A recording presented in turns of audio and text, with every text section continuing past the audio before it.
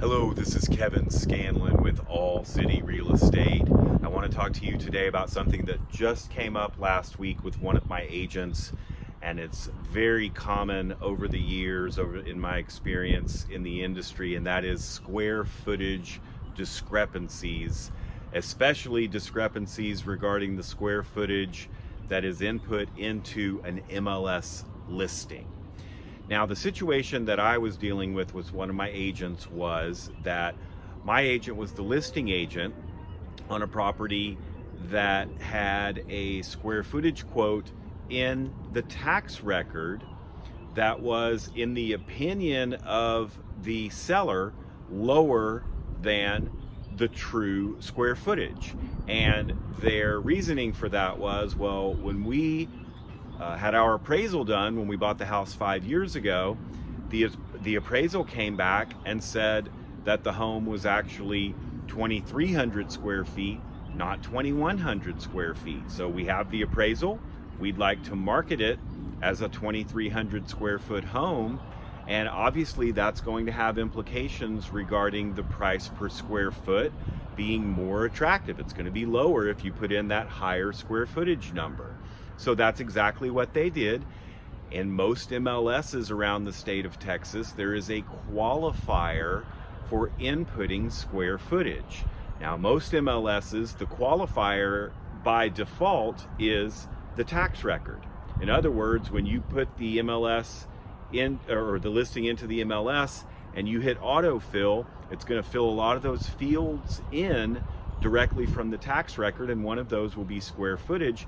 And if you want to change the square footage quote in the MLS, you're going to have to put a different qualifier in there other than /tax record. And so that's what they did. They put in 2,300 square feet / per appraisal, and they were happy to include that appraisal quote in the MLS information. And so the house went under contract. The buyer's agent went about their business of negotiating repairs, and they got, a couple of weeks from closing, and the appraisal came back, and it came back closer to that 2,100 square foot quote that the county appraisal had, as opposed to the bank appraisal that the sellers had quoted. And the buyer's agent and the buyers were very upset. They said, we don't want a 2,100 square foot house. We thought we were buying a 2,300 square foot house. And I've seen this over and over and over throughout the years. And the bottom line is this: the onus is upon the buyers, and therefore their fiduciary, the buyer's agent, to research that.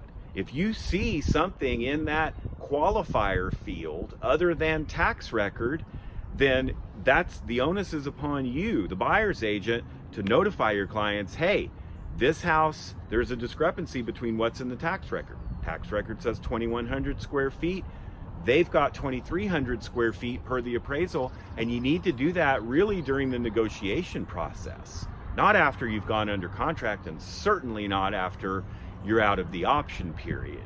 So the bottom line for you to realize is this: if you are the listing agent, you're going to need to put a qualifier in there if you put something in the square footage field other than tax record. And typically the choices are something along the lines of per the appraiser, per the owner. There's even one in some MLSs called per agent.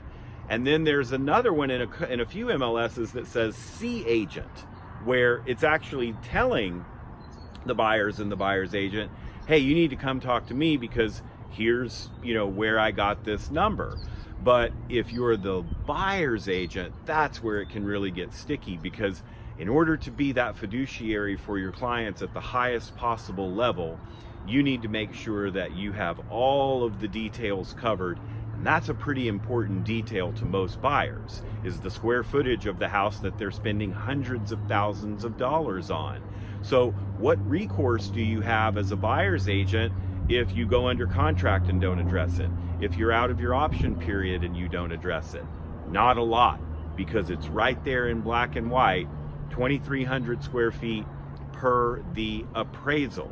All right, so you have got to be very, very careful in this industry regarding all of these details, and square footage is a pretty big detail.